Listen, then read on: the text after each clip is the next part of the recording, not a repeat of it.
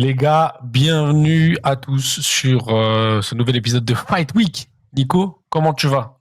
Ça va, écoute, tout va bien. Super. Écoute, aujourd'hui, deuxième épisode de notre petite série sur l'UFC Paris. On va se plonger dans le combat d'Oumar Sy contre Branson Ribeiro. Sy Brenson Ribeiro. J'aime bien les petites intros comme ça. Pour le petit contexte, Oumar qui sort d'une défaite. Et Ribeiro aussi. Qui était justement au top porte du top 15. Et Ribeiro aussi. Et Ribeiro aussi qui sort d'une défaite à l'UFC au mois de juin aussi. De juin aussi. Donc, Destin croisé. Destin croisé, exactement. Je t'ai niqué ton intro. Non, très bien. Non, c'est très bien. Tu m'as donné une info supplémentaire. Bon, très bien. Et du coup, l'occasion de se refaire pour l'un et l'autre.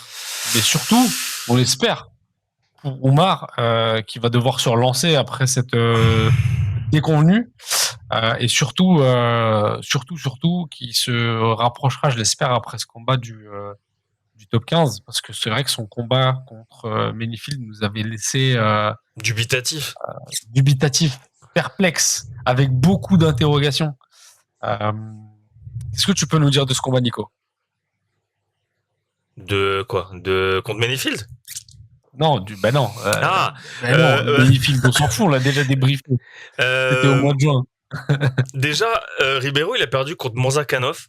Donc c'est pas non plus un petit de la KT. Mourzakanov d'ailleurs qui va combattre Alexander Rakic prochainement. Mon pote. Et non, il vient, c'est un lourd expérience. Il est sorti des contenders, si je dis pas de la merde. Donc forcément un KO. Mais il a eu un début UFC un peu chelou. Il s'est fait KO'ter un combat annulé, 2 défaites. Ouais, il s'est fait KO'ter par notre ami Zhang, qui a perdu le week-end dernier contre Johnny Walker. Il y a une victoire un peu serrée contre Machado. Je crois que c'était une split. Et il a... Pas Yann Gary, hein. Non. Sinon, je l'aurais appelé Yann Gary, évidemment. Non, contre Caillou. Caillou. Un autre Caillou. Un autre Caillou. Exactement. Et une soumission sur un gars qu'il avait affronté avant Mourzakanov. Et pour la petite histoire, il avait accepté, ce qui t'explique un peu que vraiment l'UFC l'a bien. C'est vraiment le combattant typique que l'UFC aime bien. Donc il a accepté de combattre en catchweight face à son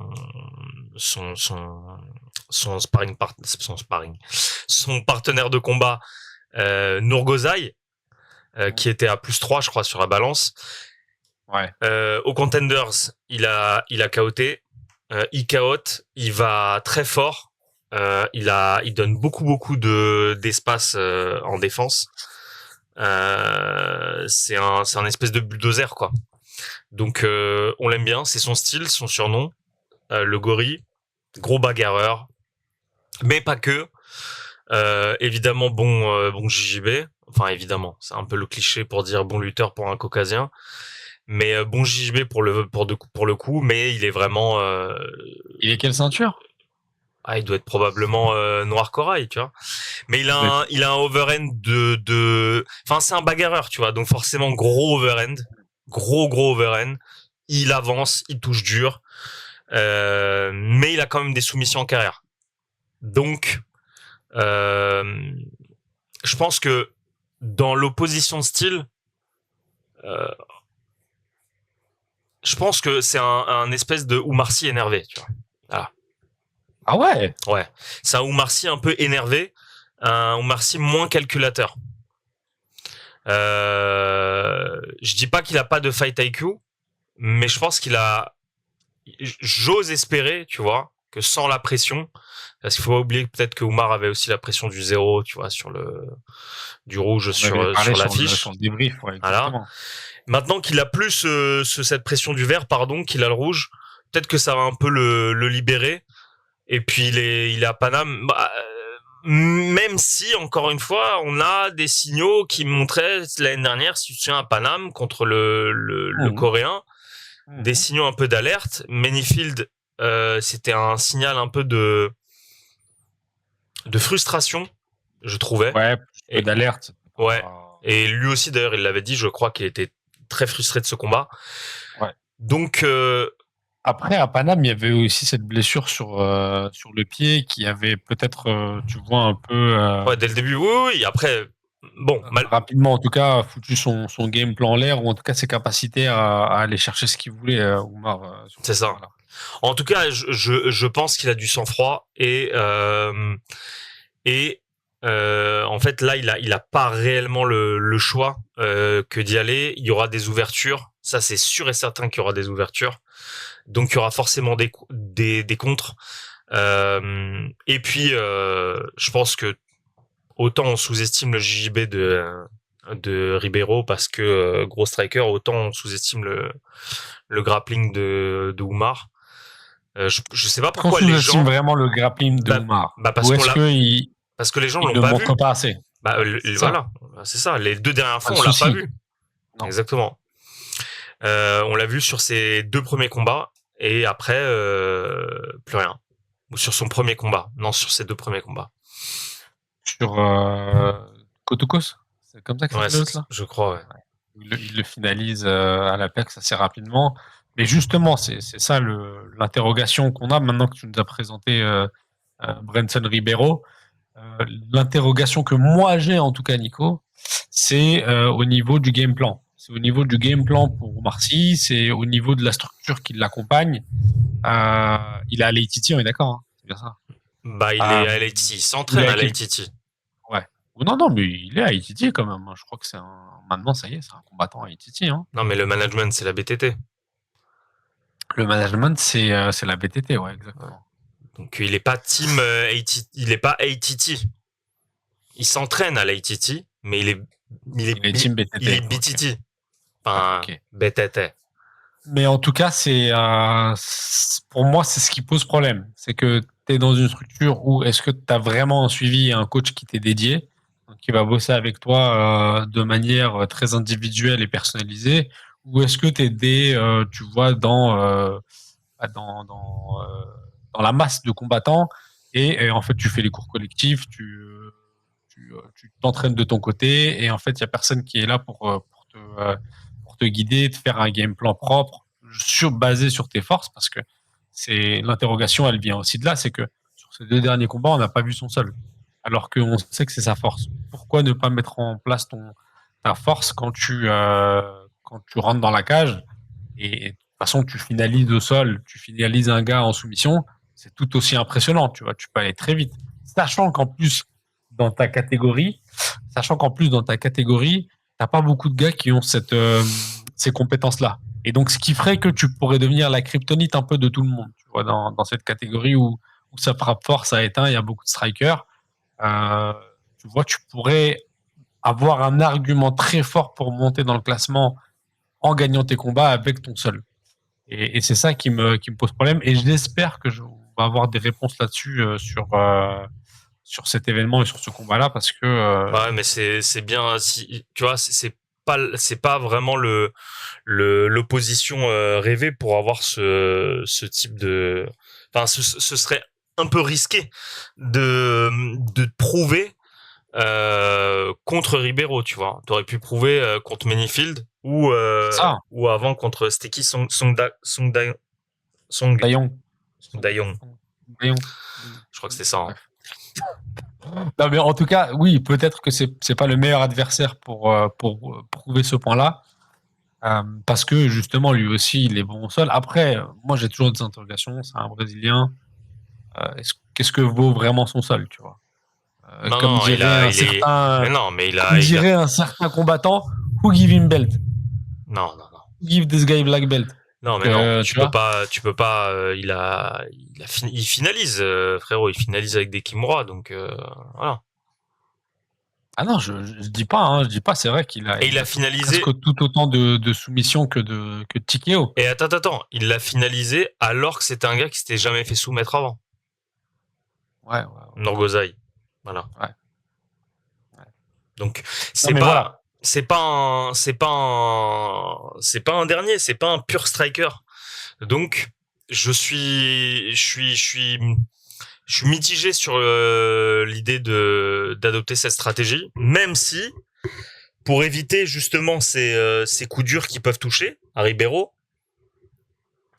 Tu vas l'opportunité, devoir amener là. ouais, sur un crochet large, sur un mauvais calcul de Ribeiro, c'est possible. Et je pense que Oumar, il est capable de l'amener au sol et de rester en position, en top position et même si préférentiellement tu le vois plus souvent dans le dos que en top position. Je sais pas ce que vaut son ground and pound pour être honnête. Par contre, En fait, on sait pas ce qu'il vaut parce qu'on l'a pas vu, mais ça peut faire mal, tu vois. J'imagine que dans ces catégories-là, quand tu es en ground and pound, ça peut aller très vite. non, pas forcément. Ça peut ne pas être ton style, tu vois. Tu peux vouloir coller et travailler différemment, la tête bien contre le corps, contre le voilà. Mais en tout cas, il va pas. Je pense il va pas hésiter s'il y a l'opportunité. Enfin, j'espère qu'il va pas hésiter cette fois-ci s'il y a l'opportunité. Euh, et bon, moi, je te dis très sincèrement, je vois comme pour Gomis Rukala. Moi, je vois un combat plutôt âpre, plutôt indécis, plutôt haché. Ouais. Et ça, pour moi, c'est dans les meilleures conditions, ce serait qu'il soit haché. Pourquoi?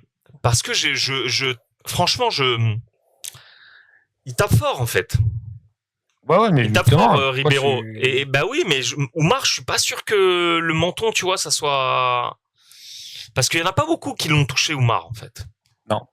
Et comme on peu le touche, tu vois, on sait pas en fait comment il pourrait réagir face à une touche ultra large et ultra gorilla quoi de Ribeiro. Et est-ce que moi j'ai aussi des interrogations justement pour ça sur Oumar, c'est sa vitesse. Est-ce que tu vois il est assez rapide pour pouvoir esquiver ces coups un peu bâtards qui viennent, tu vois, qui sont des overhand, des grosses frappes comme ça. Bah, J'ai Ribeiro, pas c'est l'impression qu'il ait le coup d'œil d'un striker bah pour, si, tu bah moi vois, je le vois plus en esquiver ça. contre, tu vois. Moi je le vois plus frustrant en contre, Oumar, Bah, et je vois plus Ribeiro crochet large, low kick attends, puissant, tu vois, avec des grosses combat contre ouvertures en fait. Minifield. Le Oui. combat contre Non mais Minifield. prends pas Manyfield, prends pas le combat Ah, contre mais Manyfield. attends, c'est son dernier combat. Bien Oui, sûr, on va mais le prendre. et Est-ce tu qu'il sais t'a très bien. donné des satisfactions au niveau du striking? Parce que c'était principalement ça, de toute façon, Mais le non, combat. mais tout le monde l'a Du vu. striking. Tout le monde l'a vu qu'il était hors distance. Il a touché très très peu de fois. Mais Eh oui. je vais te dire Et aussi, Minifield je peux avait te beaucoup dire, de réussite, tu vois, ouais. sur ses touches. Et C'était pas des grosses frappes, mais ça touchait quand même. Et c'est pour ça que d'autant plus, donc j'ai d'autant plus des craintes par rapport à l'opposition, c'est que l'autre il envoie des larges crochets Eh oui. et que ça peut, tu vois, dans un scénario où il bouscule dès l'entrée, Mm. en fait, il peut se faire surprendre, tu vois, par la férocité de Ribeiro. Et Ouais. tu peux avoir un knockdown, un flash knockdown hyper rapidement dans le premier round. Et Ouais, qu'est-ce qui se clairement. passe? Ribeiro, il va pour le finir, il l'amène au sol, ground and pound. Tu vois, ça peut être un premier round des enfers. En vrai, ça peut. Ouais. Ou, Après, ça, ou je ça sais peut que, pas ce que Ribeiro va tenter, mais c'est vrai que s'il touche, à mon avis, c'est mal ou, barré, quoi, hein, dans ces catégories-là. Gros, si t'es touché fort. ou alors, Oumar, distance, il est plus grand, jab, front kick, déplacement latéraux. Attends, en termes de taille, il est Non, en légèrement termes plus grand, hein. d'allonge, en termes d'allonge. En termes En d'allonge, termes d'allonge, par j'en contre, suis sûr et oui. certain que Oumar, il a une plus longue allonge. Bah, je vais te les donner, les stats. Bon, en termes de taille, Oumar, c'est 1,93 et l'autre, c'est Ribeiro, c'est 1,91. En termes d'allonge, Ribeiro, c'est 2,6 m. Oh, Et quand en même. termes Putain. ouais, et en termes d'allonge, Oumar Sy, c'est 2,11 m. Donc, il y a quand même un sacré avantage. Mais En 2,6 m, c'est pas mal, hein. Je pensais pas que c'était 2,6 m, tu vois. Ah oui, oui, si, c'est pas mal. Bon, il y a quand même un sacré avantage pour Omar. Il y a 5 centimètres. C'est pas Ouais, rien, bien tu sûr. vois.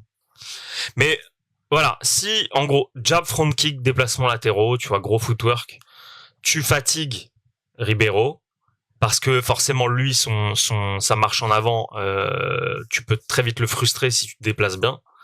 Et entaillé par des petits coups, des contres qui peut déstabiliser un combattant qui marche comme ça vers l'avant, un power fighter vraiment qui est non-stop vers l'avant et qui a pas peur des coups, ça peut le frustrer.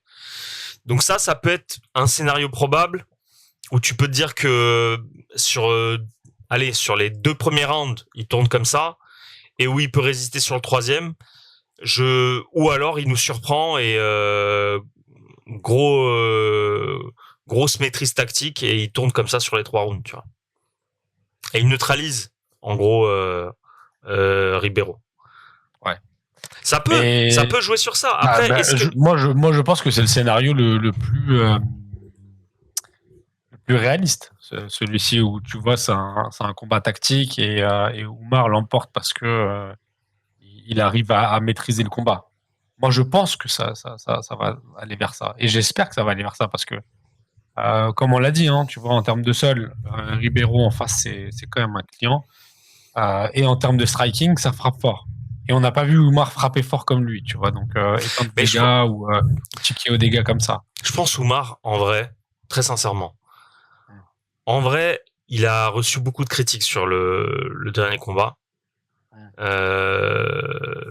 Parce qu'il y avait grosse attente, parce que Ouais. undefeated, bref. Mais je pense qu'Oumar il s'en bat les couilles un peu de tout ça aussi, tu vois. Non, non, c'est sûr, c'est Voilà. sûr. Donc je pense pas que ça soit un gars qui va être là pour prouver. C'est pas un prouveur en fait. Il en a rien. À mon avis, il s'en bat les couilles. Donc il va jouer le combat tactique et et juste le défaire, tu vois. Mais de toute façon, Oumar, c'est un gars qui est, comment dire, qui est On le connaît pas très prudent. personnellement, hein. On le connaît pas Ouais, personnellement, hein. non, non, non, mais je te parle des interviews et de ce qu'on voit. Tu vois, c'est quand même, ça donne l'impression d'un gars qui est très posé, très précautionneux et qui veut prendre son temps, qui est pas là pour, tu vois, Voilà. sauter des étapes, etc. Voilà, exactement. Et donc, tu vois, là, c'était un vrai test, Minifield. C'était vraiment son entrée dans le top 15. Ça n'a pas réussi. Il va chercher un gars derrière, il va se refaire, il va prendre le temps. Comme il le dit, hein, lui, il n'est pas forcément pressé, il veut pas être une super resta. Donc, tu vois, faire un bond dans le classement, je suis même pas sûr que ça l'excite. Par contre, ce qui est excitant pour lui, et j'espère ne pas me tromper là-dessus, c'est vouloir améliorer son jeu. Tu vois. Et vouloir améliorer son jeu, c'est, tu vois, apprendre de ses erreurs. Et malheureusement, même s'il a eu un combat un peu frustrant, etc., à Paname, déjà l'année dernière, je suis pas sûr qu'il est revenu beaucoup dessus. En tout cas, on n'a pas vu le résultat sur son combat contre Menifield. Et en plus de ça, du coup, le combat contre Menifield, lui, il est vraiment très frustrant, pardon. Et donc, j'espère qu'ils vont vraiment bosser dessus et essayer de gommer ce qui va pas. Et essayer, comme je dis tout le temps, moi, je préfère un combattant qui améliore ses qualités, ses forces, plutôt que d'essayer de bosser sur des trucs qui sont pas sa force. Là, le striking, en l'occurrence, pour Oumar Sy. Mais encore une fois, on l'a dit, hein, l'adversaire en face, c'est pas un pur striker, donc pour aller le terminer, le finaliser avec une soumission, ça va être un peu compliqué. Voilà. Bah, t'as tout dit, Mais écoute. beaucoup d'interrogations. Non, beaucoup d'interrogations sur ce combat et j'espère que Oumar va se relancer parce que je pense qu'il est vraiment, vraiment beaucoup apprécié. Et en plus de ça, dans sa catégorie, il y a vraiment de l'espace. Il y a vraiment, vraiment des trucs à faire. Sur le top 15, franchement, dis-moi un gars qui a le niveau de grappling d'Oumar. Je pense qu'en Bah, mettant ses forces là-dessus, Oumar, il peut aller très vite déjà rentrer dans le top 15 s'il fait ça bien. Et en plus de ça, gratter des victoires assez rapides et peut-être même, tu vois, avoir un fast track. On sait que Dana White, il l'aime bien. il l'a reçu dans son bureau. À mon avis, tu vois pas ça pour tous les combattants. Donc, En plus, je me tu dis vois, s'il pour enchaîne cette et qu'il KT, finit, ouais, mais imagine il enchaîne pas et c'est une décision, voire un combat disputé et puis t'es en France et split. oui, mais ça, c'est pas grave. Tu sais, c'est la livre, c'est la vie. Et Oumar Sy, il sait que C'est life. c'est ce qui peut potentiellement, c'est ce qui peut potentiellement l'attendre. Lui-même, il le dit, il veut pas sauter les étapes. Donc, il veut prendre son temps, etc. Au pire des cas, s'il prend une décision, bah, c'est qu'il aura encore des choses à apprendre. Et surtout, moi, je pense que s'il prend une décision un peu frustrante, etc., et que tu vois, c'est un combat qui est partagé, au bout d'un moment, il va falloir se poser la question de la team. Tu vois. Parce que c'est cool, les Titi et tout, et est-ce que ça te rapporte vraiment des choses, tu vois. Aujourd'hui, je pense qu'en France, on a assez, bon, peut-être pas les sparring partners pour Marcy, parce que c'est des grosses catégories, tu vois. Mais en tout cas, on a des bonnes teams, des bonnes structures qui font que tu peux évoluer. Et surtout, on a potentiellement pour lui du coaching qui sera sur mesure. Tu vois. Moi, j'ai peur que ce soit pas le cas chez ATT. Je pense vraiment qu'il est en mode, bah, c'est un combattant comme un autre chez eux. Il n'y a pas forcément de suivi, il n'y a pas de gars qui le connaissent bien, et il n'y a pas de gars qui font un travail de fond sur son style et faire en sorte qu'il progresse. Et Titi, je pense, ils ont des combats toutes les semaines dans les plus grosses organisations, à l'UFC, Bellator, PFL, ce que tu veux. Est-ce qu'ils ont vraiment le temps de focus sur Marseille? Enfin, ben, peut-être que c'est aussi un loup solitaire, hein, Oumar. Hein. Bah, jusqu'à présent, il l'a prouvé. Mais est-ce que tu deviens pas meilleur avec une meute? Tu vois. Bah, je ne sais pas. C'est forcément si t'as un loup, oui, mais peut-être que c'est un loup solitaire. Peut-être qu'il veut pas ce truc-là d'être enfermé, d'être cantonné à une team. Peut-être qu'il veut choisir lui-même ses sparring, il veut découvrir. Il est encore une fois, tu vois, c'est un jeune combattant, donc écoute, Non, non, c'est dans sûr que tu vois, il y a peut-être des choses qui peuvent lui convenir mieux, mais je pense que ce qu'il va chercher à ITT, c'est surtout la structure, tu vois, vraiment de l'établissement. Quand je dis structure, c'est vraiment l'établissement, tu vois, parce que c'est grand, c'est impressionnant, t'as tout ce qu'il faut, etc. Mais t'as pas le coaching qui t'est dédié, je pense, et qui fait que tu progresses. ouais, mais Peut-être qu'en France, c'est moins clinquant. Tu vois, tu dois tu vas progresser t'entraîner aussi. à Rungis au Venom Center, ou je sais plus comment Non ça s'appelle mais exactement. non mais Tu vois, c'est moins non. clinquant. Mais si tu as un coach qui est là pour toi, Non mais tu peux pas peut-être que dire que tu tu progresses progresses plus vite. pas. Bah non, tu peux pas dire que tu progresses pas à l'ATT. Non, T'as je dis forcément des. tu progresses moins vite que si peut-être tu avais un coach qui, tu vois, qui analysait vraiment ton style et qui allait te donner des entraînements qui font que tu vas progresser plus vite. Alors que si tu fais des cours collectifs à ATT, frérot, t'as ATT, c'est cool, mais tu fais des cours collectifs, tu vois. Et en quoi il y a quelqu'un qui va venir Ouais mais checker ta on progression? sait pas s'il fait que des cours collectifs. Moi je sais pas. Hein. Non, non, je sais pas, mais moi, je pense que c'est ce que fait la plupart des athlètes là-bas, la plupart des combattants, ils sont en cours collectif, tu vois, et ils ont peut-être des petites sessions de coaching, etc. Mais c'est sûr que c'est très différent du fait d'avoir un coach qui soit dans une petite team et qui va t'analyser, qui va bosser sur tes forces, etc. et qui va te faire progresser. Moi je pense que c'est juste une question de moyens. C'est pas autre chose. Pour moi si t'es à l'ITT, que tu sois que tu sois euh, bien entouré, c'est un facteur d'abord qui passe par les moyens et d'abord par les sous. Euh, donc je pense non mais écoute ça lui fait une à mon avis ça peut que le faire progresser. Ça peut que le faire progresser. Maintenant la vitesse de progression ou les si oh là là mais t'es obligé aussi mon frère c'est Non, mais justement, tu les vois, regarde, si et si tu peux pas enfin tu vois ce que je veux dire c'est que là faut juste je pense voilà regarde il a cramé un joker face à Minifield dans le sens où il a quand même un double joker dans le sens où déjà c'est du rouge Donc ça, je pense que mentalement, tu te dis, tu crames un joker. Pour une orga, tu crames aussi un joker. Pour ton contrat, tu crames un joker. Mais surtout, tu crames un Non. double joker par rapport à la manière.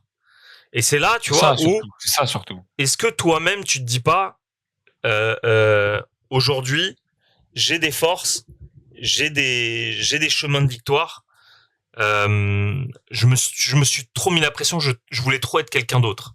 Est-ce que je dois pas juste tout simplement être moi-même et aller à fond et Ouais, mais tu sans penses trop que calculer. vraiment un athlète, Nico, attends, donne-moi le cas de figure où un athlète est assez Mais il y en a plein. Il y en a plein. assez de recul pour tu vois pour avoir cette pensée-là et se dire ok il faut que je change. Ou est-ce que c'est pas plus facile quand c'est un coach qui te le fait réaliser, tu vois, et tu te dis ah ouais en fait il a pas tort parce que lui il a analysé, tu vois, il est à l'extérieur, Non, mais il a analysé, il sait ce qui va mieux et ce qui va pas et donc il faut que je me reconcentre mais là-dessus. Oumar, il a assez de recul puisqu'il est parti de lui-même. Il est parti aux États-Unis. Donc c'est Oui, qu'il mais a il est assez de parti de recul. lui-même, pourquoi? Parce qu'il avait pas de team ici. Bah voilà. Donc il a vu de lui-même que pour progresser, il devait aller à l'Elite. Donc l'un dans l'autre, c'est un gars intelligent, tu vois, c'est un gars smart. Donc je pense il se rend bien compte. Et surtout, je Ouais. pense surtout que c'est un gars smart parce que il est pas perméable aux critiques et il est pas perméable à ce qui l'entoure, tu vois. Euh, Est-ce que c'est alors si c'est cette imperméabilité, elle est trop forte, tu peux sombrer dans l'autre côté, tu vois, dans le têtu et dans la non progression parce que Ouais. tu ne prends pas les conseils et tu ne prends Ouais. pas ce qu'on veut t'apporter. Mais moi, je doute que Oumar, ça soit n'importe qui non plus, tu vois. Il y a Non, des c'est combattants sûr. de renom, mais c'est un espoir, c'est un profil particulier. C'est un profil qu'on rencontre pas tout le temps en tant que light heavyweight et d'autant plus avec un gros niveau de grappling. Ah oui. Donc je pense qu'il est intéressant aussi là-bas. Et ça, c'est là on parle du futur, tu vois, on parle pas vraiment du combat. Donc on est en train de tirer des plans sur la comète, mais euh, je pense que il doit absolument se relancer tout simplement avec ce combat-là. Il doit juste se rassurer. Voilà. Il faut un combat rassurant. Ouais, mais justement, un combat rassurant, excuse-moi Nico, mais c'est un combat que tu gagnes avec tes forces. Et ses forces, c'est le seul. Mais Clairement, c'est le seul. c'est pas un super bon adversaire pour ça, tu vois.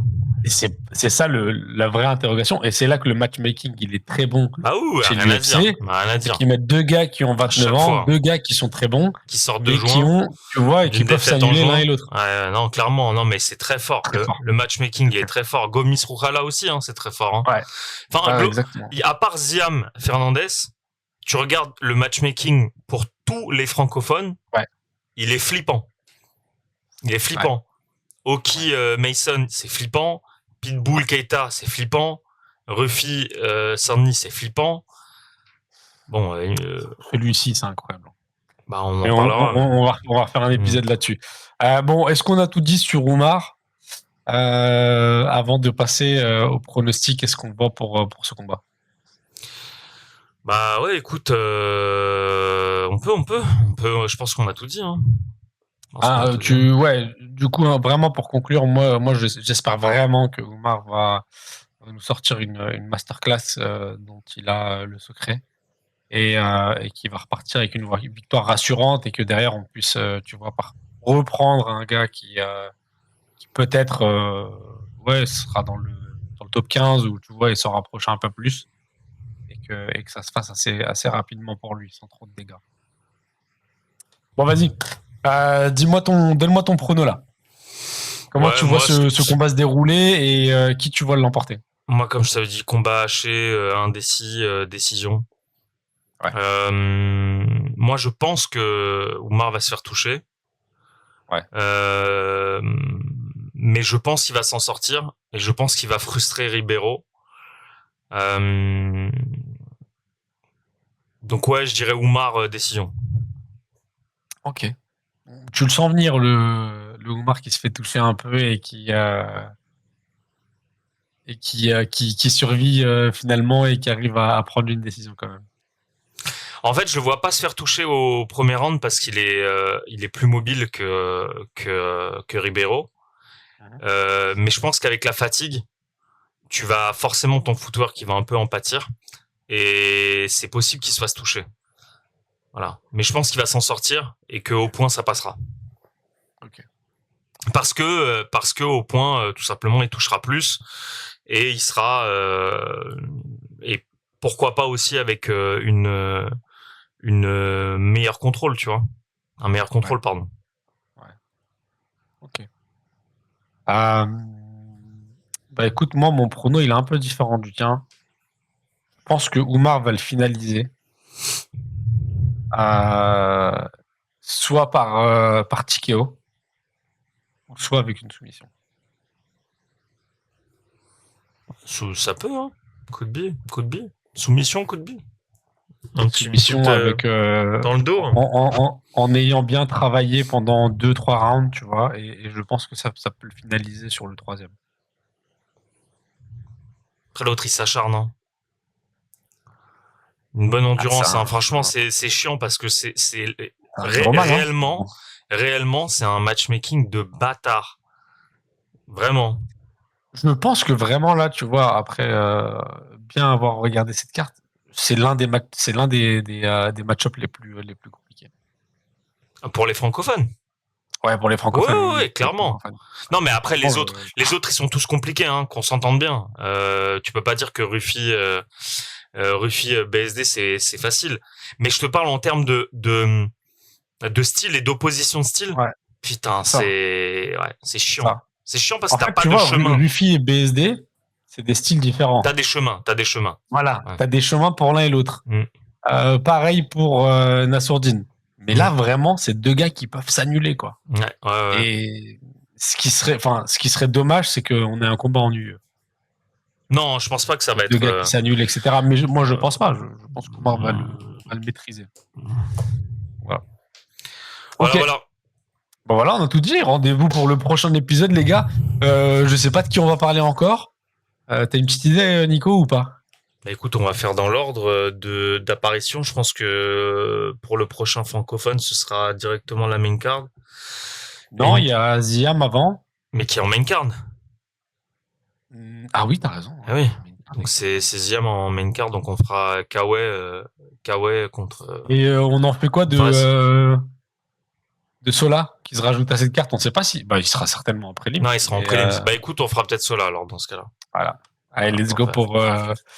pour Axel. Yes. Bah, écoute, on s'est tout dit, les gars. Dites-nous vous ce que vous voyez pour Dites-nous vous. Omar Sy contre Ribeiro. Et dites-nous si vous êtes d'accord avec nous ou plutôt l'inverse, hein, si vous voyez l'un ou l'autre s'imposer de manière plus facile et surtout donner de la force à Omar. Exactement. Allez, Nico, ciao, Allez, ciao. ciao.